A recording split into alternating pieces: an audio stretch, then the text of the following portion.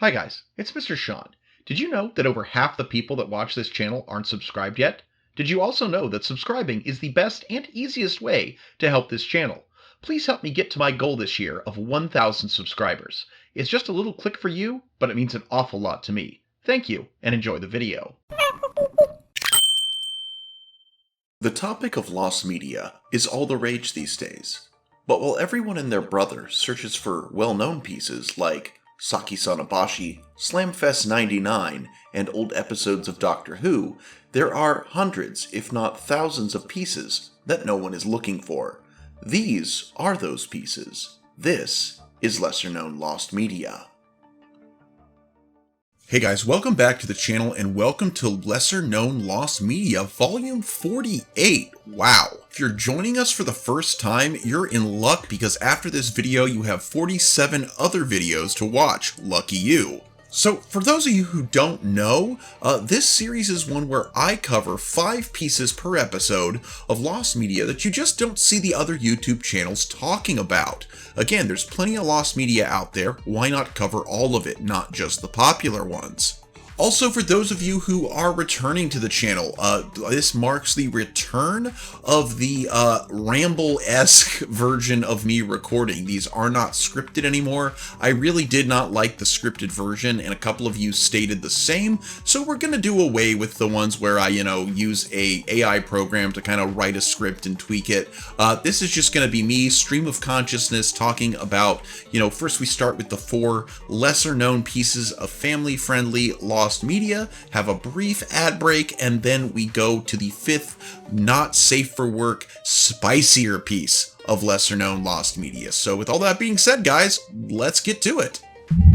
At number 1 we have La Fille Coquette, a partially found French children's animated TV series based on a book from 2010.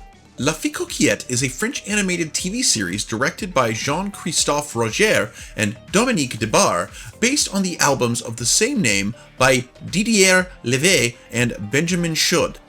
Those books were edited by Editions Albin Michel.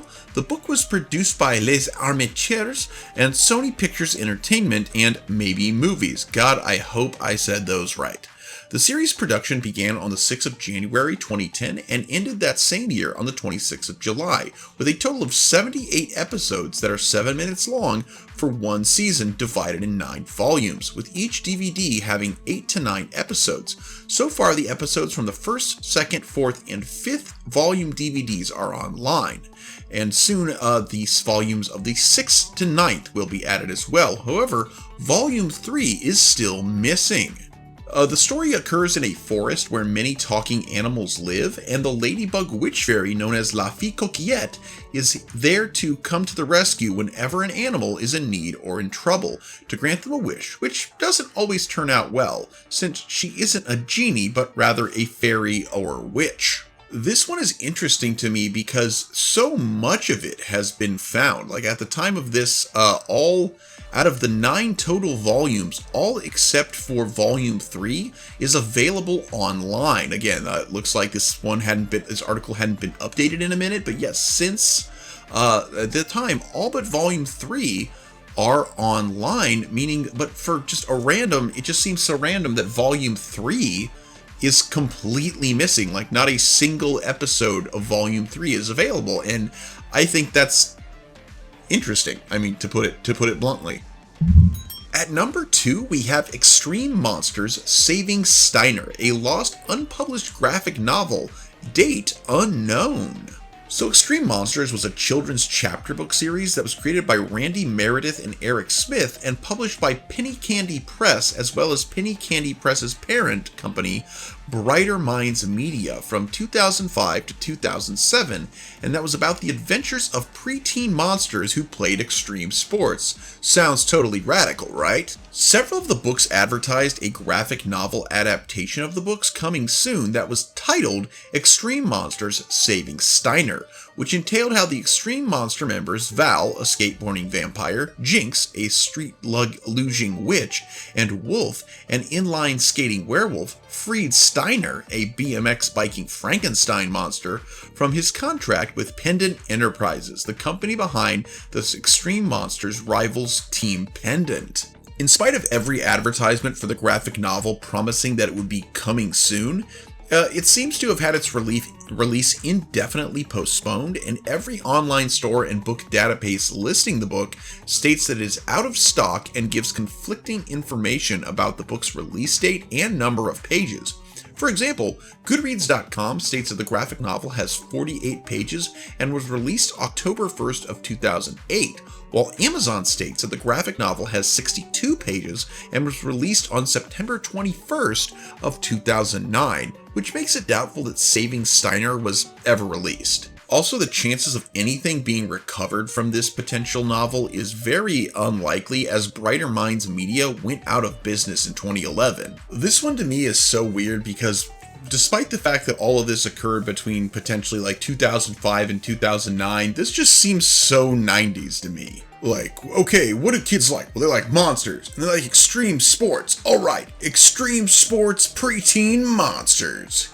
Ultimately, I feel like just due to like when this came out, the company was probably having, some financial difficulties long before 2011. I mean, 2008 was hard for everybody, and that's supposedly like when this book would have been coming out. So I honestly think it was probably budget cuts that ultimately caused this to never see the light of day, but it probably would have been pretty cool if you were a fan of the series. Again, I'd never heard of Extreme Monsters, but it's like I can see why it would have been, popular.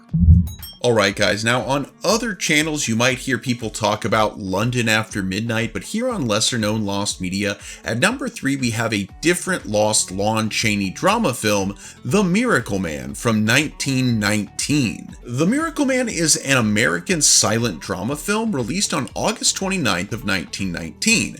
The film was directed, produced, and written by George Lowen Tucker, and starring Lon Chaney, Thomas Meighan, and Betty Compson, and was released by Paramount. The film brought instant fame to Lon Chaney and his other co-stars, and was the second highest grossing film of 1919, along with being considered one of the best films by its time by both critics and audience members. The film's plot is about a gang of 4 people from New York who try to exploit and con a small town outside of Boston. Lon Chaney specifically played a character called the Frog, who was a contortionist. In fact, this movie contained a scene where Lon Chaney's The Frog poses as a crippled man crawling towards the Faith Healer, that's another member of the gang, and as he crawls towards the healer, he straightens his limbs and appears to be healed, and is said to be one of Lon Chaney's most moving performances. So, a film that made the career of one of the greatest Hollywood actors, how did this get lost? Well, unlike London After Midnight, which was not a big commercial success and was considered to be a pretty meh film, this film was successful and well received, and was still being shown as late as 1927. But despite that, and the fact that it launched the career of Lon Chaney, it's now mostly lost. 2 surviving fragments, both from Paramount compilations from the 1930s, do still exist, however. The first is from The House That Shadows Built, released in 1931, which celebrates Paramount's 20th anniversary. The second is from Movie Memories, released in 1935, where the famous healing scene was preserved. It's likely that the complete print of the film still existed until at least 1935, and it is unknown when it was lost. The film's survival being questioned as early as 1949, though it is unknown when the film was first considered lost. Only around 3 minutes of the 80-minute film survive, and the surviving fragments have been included in several releases, including a Lon Chaney documentary. A reconstruction has been made as well, with a runtime just under half of the original runtime, utilizing surviving stills. This one has always interested me because, unlike London After Midnight, the one considered the holy grail of lost media that everybody talks about, this one, again, London After Midnight was not well received at the time, and this one was, and also made Lon Chaney's career, launching him into being the man of 1,000 faces. Without this film, London After Midnight probably would have never existed. So the fact that this film is lost, and not only that, was lost relatively quickly, is astounding. Also, unlike London After Midnight, where we know it was lost in a warehouse fire at MGM, we don't know why or when this film became lost. Like, what happened to all the prints? I mean, if it was being shown as late as 1927, clearly there were many prints of this film made, and it's amazing that all of them are gone. I 100% believe that this film still exists somewhere in private collections, and I just hope that it will see the light of day at some point. At number 4, we have Hyperscan, lost builds of unreleased Nickelodeon licensed games from Mattel video game console 2006 to 2007. So long before the days of the Nintendo Switch and its amiibos and amiibo cards, there was the Mattel Hyperscan, which was a video game console released on October 23rd of 2006. I was a freshman in college at that time, and I honestly don't remember hearing about this at all, but apparently it was a thing. The system's main gimmick was a reliance on collector's cards, which contained gameplay elements such as characters, settings, etc. that were unlocked by a built-in RFID scanner on the console. The unit itself plus a starter pack of cards originally retailed for about $75 to $95 USD. The rest of the cards were sold separately in random packs of 6 for $10 to $12 American, meaning that players might spend hundreds of dollars to complete a single, very basic game that would only be playable on a poorly built, severely underpowered console. Now think about it this way, games back in 2006 were around $50, maybe $60, only in recent years have games even gone up to $70, so to pay hundreds of dollars on a game back in a bad game at that back in 2006, yeah, not a great marketing gimmick. So unsurprisingly, the Hyperscan experiment, so to speak, lasted less than a year. Most of that spent on clearance shelves before being quietly discontinued altogether sometime in 2007. Only 5 known complete games were released for the console, nearly all based on licensed properties, and at the time of its cancellation there were 2 further games in development based on Nickelodeon properties that were never released. So these games were Avatar: The Last Airbender, which were based on the animated series, of course, and there is currently no known information as to what kind of gameplay this one had, but it is said to have been finished or nearly finished just as the Hyperscan was being discontinued. A booster card pack and another Air series was also confirmed. The only existing pieces of media for the game are the boxes for the game pack and the booster pack. It is rumored that some copies either leaked or made it to store shelves for a very limited time, but this has not been confirmed. The other is Nick Extreme Sports, which is the last game to have been announced for the Hyperscan. This time it was based on multiple hit Nickelodeon franchises. It is not known which ones specifically are, save for SpongeBob SquarePants, who is featured on the cover art for the game. The game itself was scrapped very early on during development, and there is no other info available. It was allegedly called Nickelodeon Sports at some point, but there are no pictures or pieces of media showing this. So basically, due to the Hyperscan being, such an epic failure, and these games being, completely lost, they haven't had any content that has resurfaced, and, honestly, due to the obscurity of their intended console and unique difficulties with porting or emulating them to other systems, it's not likely we'll ever see these. Well, as a 90s baby, I definitely have some nostalgia for all the, failed concepts of, games, toys, shows, consoles, what have you. Everybody's trying to, vie for your money and your attention, and there were just so many failures. But I honestly am glad to see the gimmick console start to go away. There's still those plug and play games that you hook up directly to the TV and it's got 1 million games on it, but they're all crap. Those still exist, but we're finally getting to the point where we're no.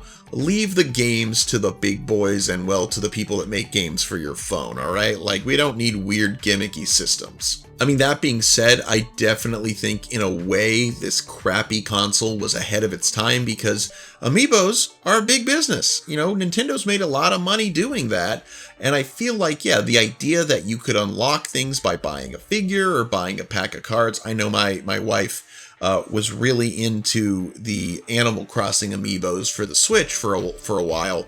It's a neat concept, but again, there have been a lot of failures trying to make it happen there, and this was kind of the earliest one. I mean, remember also there was a Lego version, there was a Disney version, but this was kind of the first one that failed to get this concept off the ground, and it's like, yeah, guys, Nintendo did it right, just leave it at that.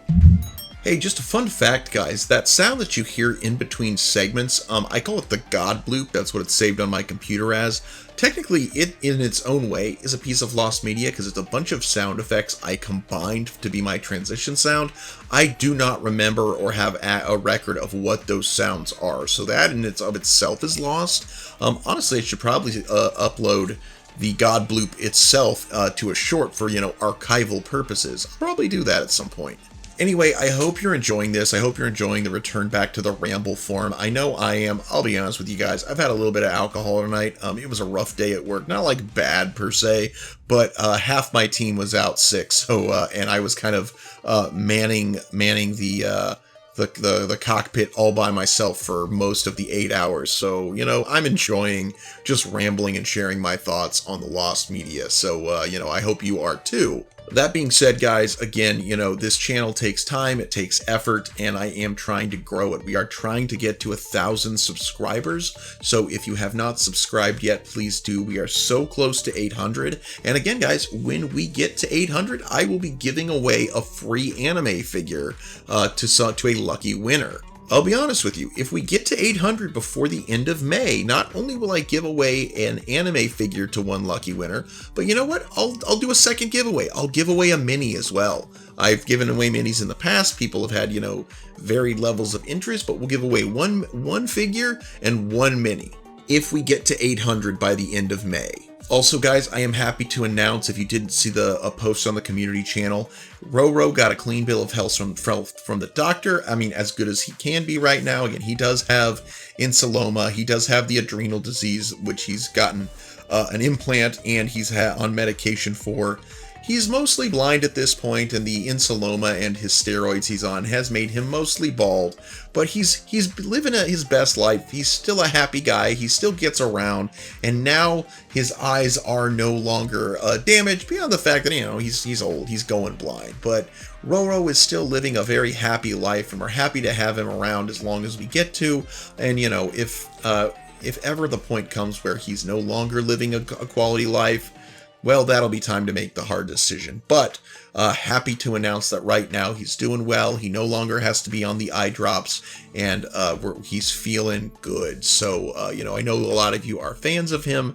So Roro the Ferret is doing as best as he possibly can. That being said, these weekly trips to the vet have been a bit of a drain on our savings. So if you're considering buying a mini, joining the Patreon, becoming a channel member, or just making like a one-time donation, either via Super Thanks or via my PayPal link. Links are in the description. It would be very appreciated. And again, just trying to help this channel to grow, trying to get to 1,000 subscribers, trying to get fully monetized, and every view, every like, every comment, every subscribe helps. But also, if you want to help and become a member or buy a mini on eBay or Mercari, very much appreciated, guys. But above all, please continue to come back to these videos. I do appreciate it. And with that being said, let's get to our final spicy piece of lesser known lost media. Alright, and at number 5 we have Dominion Tank Police, the partially found, censored alternate English dub of the anime series from the 1990s. So this one is interesting because it's not the spicy piece of media that is lost, it's actually the less spicy piece that is currently missing.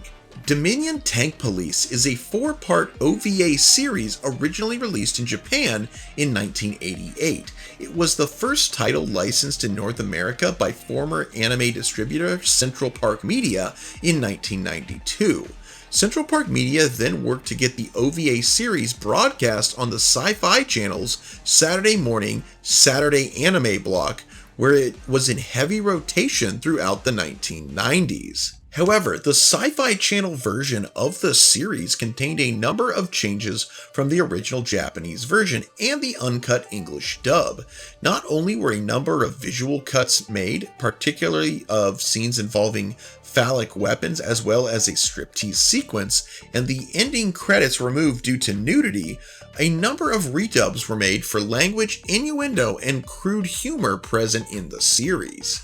For example, references to urine/piss being stolen from the hospital in the uncut English dub were changed to plasma, and a reference to phallic weapons as erectocockies was changed to simply referring to them as weapons. Now, the edited English dub was never released on home video or shown on any channel other than the Sci-Fi Channel. Showtime would later show the series uncut, and international broadcasts in Canada and other territories used the uncut English dub. Now, currently 2 Sci-Fi Channel recordings of Dominion Tank Police were uploaded to YouTube on August 30th of 2017 and September 24th of 2020 by user Time-Based Collector, but these are only episodes 1 and 2 of the 4-part series. This one I find interesting because so often it's the full uncut version that is missing.